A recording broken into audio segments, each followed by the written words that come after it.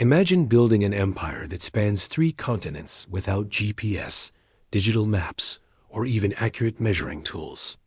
Now imagine doing it so precisely that your roads still exist 2,000 years later, and your measurements are accurate to within meters. The ancient Romans did exactly that. But here's the surprising part. They achieved this engineering marvel using nothing more than a cart, some gears, and a handful of pebbles. Today, we glance at our car's odometer without a second thought. That simple row of numbers represents one of humanity's most crucial innovations, one that quite literally paved the way for civilization as we know it. And its story begins not in modern Detroit or Tokyo, but in the dusty workshops of ancient Rome, sometime around the 1st century BCE. By the 3rd century BCE, Rome was rapidly expanding. What began as a small city-state on the banks of the Tiber River was transforming into the most powerful empire the ancient world had ever seen. But with great expansion came an extraordinary engineering challenge. How do you manage an empire that stretches from Britain to Egypt, from Spain to Syria? The answer was roads. The Romans were legendary road builders. At the empire's peak, they had constructed over 250,000 miles of roads, a network so extensive and well-built that many of these roads are still in use today, 2 millennia later. But here's the problem. You can't build roads without accurate measurements. You can't place milestones correctly, calculate construction materials, plan military campaigns, or establish efficient trade routes if you don't know exactly how far you've traveled. Think about it from a Roman engineer's perspective. You're tasked with building a road from Rome to Brundisium, roughly 350 miles away.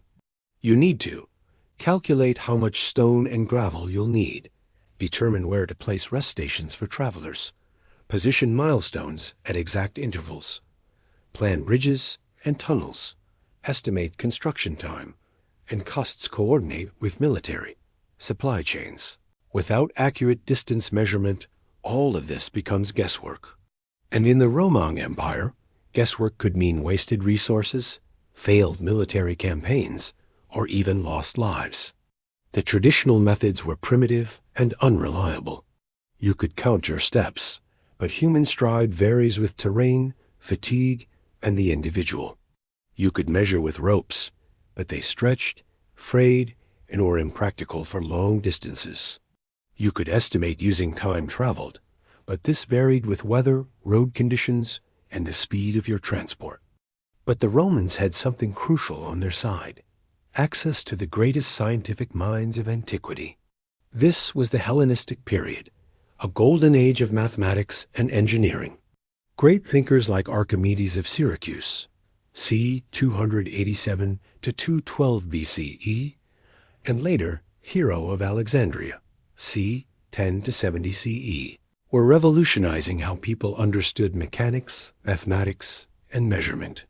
According to scholar Andre Wegener Sleeswick's research published in Scientific American in 1981, the concept of the odometer may have originated with Archimedes himself during the First Punic War, 264-241 BCE, when the concept of the odometer, when Romans were building approximately 750 kilometers of new roads and desperately needed a way to measure these distances accurately. The stage was set for one of antiquity's most practical yet revolutionary inventions. The first detailed description of an odometer that has survived to our time comes from Marcus Vitruvius Pollio, better known simply as Vitruvius. He was a Roman architect, engineer, and author who lived during the 1st century BCE and served under Emperor Augustus. Around 15 BCE, Vitruvius wrote his masterwork, De Architectura, on architecture, a 10-volume treatise that became the most important work on architecture from antiquity. Hidden within Book X of this massive work was a description that would change engineering forever, a mechanical device for measuring distance traveled. Here's how Vitruvius's odometer worked, and it's remarkably clever.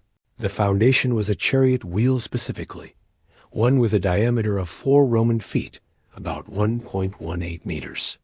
This specific size was crucial because a wheel of this diameter made exactly 400 rotations in 1 Roman mile, approximately 1,480 meters, or about 4,850 feet. Picture this. The wheel was mounted in a frame, much like a wheelbarrow, which was pushed along by hand.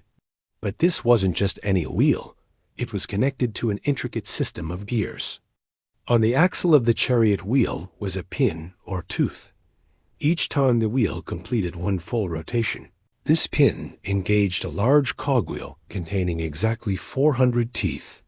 So after 400 rotations of the chariot wheel, exactly 1 Roman mile, the 400-tooth cogwheel would complete one full revolution. But here's where it gets really clever. This cogwheel was connected to yet another gear, and this second gear had holes drilled along its circumference. Positioned in these holes were small stones or pebbles called calculi in Latin, which is where we get our word. Calculate literally meaning to count with pebbles. When the 400-tooth cogwheel completed its revolution, it would trigger the second gear to rotate slightly, causing one pebble to drop through its hole into a collection box below. Think about the elegance of this system. An engineer traveling with this device didn't need to count anything while moving. They didn't need to pay attention to the terrain or their speed. They simply pushed the cart along, and the machine did all the counting automatically. At the end of the journey, they would simply open the collection box and count the pebbles. 10 pebbles? 10 miles. 50 pebbles? 50 miles. It was automatic, accurate, and required no special training to read. Meanwhile, in Alexandria, Hero of Alexandria was developing similar technology independently. In his work, Dioptra, a comprehensive treatise on surveying written around 62 CE, Hero described Chapter 34 as detailing an odometer design. His version also used toothed wheels to convert wheel rotation into units of distance. But Hero went further. He described a variation that could be used on ships featuring a paddle wheel and float attached to the outside of a boat to measure maritime distances. This shows the versatility and evolving nature of the technology. The true origin of the odometer remains one of history's intriguing mysteries. Many historians, including Sleeswick, believe that Archimedes, who lived centuries before Vitruvius, may have been the actual inventor. Several pieces of evidence support this theory. First, Archimedes was famous for using falling objects to mark intervals of time and distance, principle central to the odometer's design. His water clock used the same concept of items dropping at regular intervals. Second, Archimedes invented the worm screw, a component that appears to be fundamental to making the odometer's gearing system work properly. Third, the historical timing aligns perfectly. During the First Punic War, when Archimedes was a young scientist, the Romans were in their maximum road-building expansion phase. Archimedes was a relative of Hieron II, the tyrant of Syracuse, who allied with Rome during this period. It's entirely plausible that Archimedes, with his mechanical genius, developed this measuring device to help the Roman road-building effort. The Roman historian Pliny the Elder and the Greek geographer Strabo both mention the use of distance-measuring devices in their accounts of routes traveled by Alexander the Great, suggesting that some form of odometer existed even earlier, possibly as far back as the 4th century BCE. Here's where the story takes a fascinating turn. For centuries, scholars debated whether Vitruvius's odometer actually worked or was merely a theoretical design. Even Leonardo da Vinci, who attempted to build an odometer based on Vitruvius's description in the 15th century, failed to get it to function properly. The problem? Leonardo used square-toothed gears in his reconstruction. It wasn't until 1981 that engineer André Wegener Sleeswick discovered the solution. He realized that the gears needed triangular, pointed teeth similar to those found in another famous ancient device, the Antikythera mechanism, an ancient Greek analog computer used to predict astronomical positions.